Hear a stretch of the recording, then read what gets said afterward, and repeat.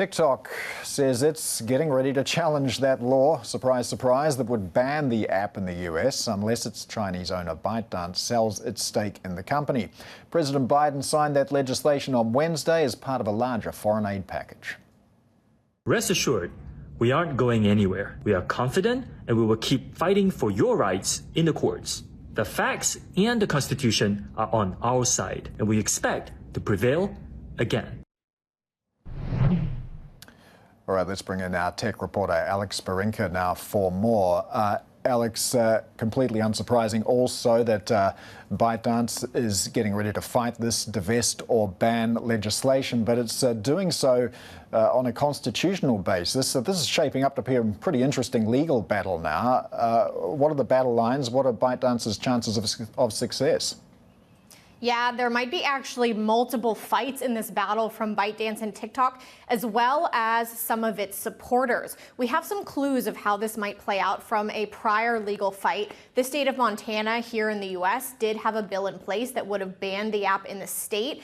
And not only did TikTok file a lawsuit, but TikTok also funded a group of users, and those users filed a second lawsuit. The judge ultimately threw that one out. But that might give some clues as to the types of people, whether it be users who say their First Amendment rights are being infringed upon, or merchants who say that they're being economically disadvantaged, who might take this to the courts. Now, you asked what their chances are. Bloomberg Intelligence litigation analyst puts a win on some of these arguments at only 30%. So not quite as bullish on a win as you heard there from TikTok CEO Shou Chew. Okay, so if the analysts are correct and ByteDance loses this legal action and has forced to divest, I mean, who buys TikTok and what happens to all that data in the algorithm? So the law actually doesn't specify who the owner needs to be. It only specifies who it can't be. It cannot be somebody who's listed as a foreign adversary to the U.S. who holds 20%, as ByteDance in fact does. So what that could look like could span a number of options. You could see a consortium of different buyers who are venture capitalists, say, or private equity firms or strategics.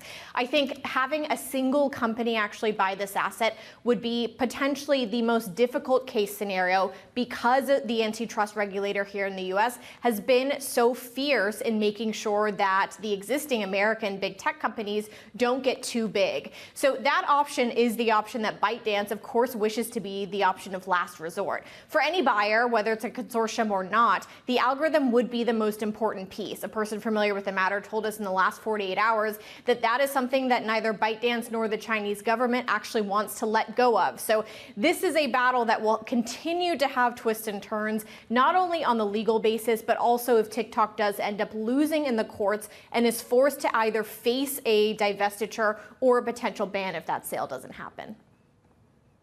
Yeah, what's the worst of those two options? Because they're neither particularly appealing, but if you take a ban, there's always a chance of coming back later.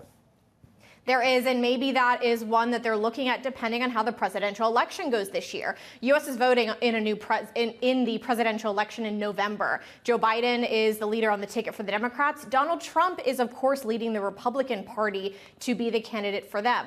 Trump has changed his tune in recent weeks on TikTok. He's actually come out and said that he thinks it should stay, even though he was the president who first tried to ban the app in America.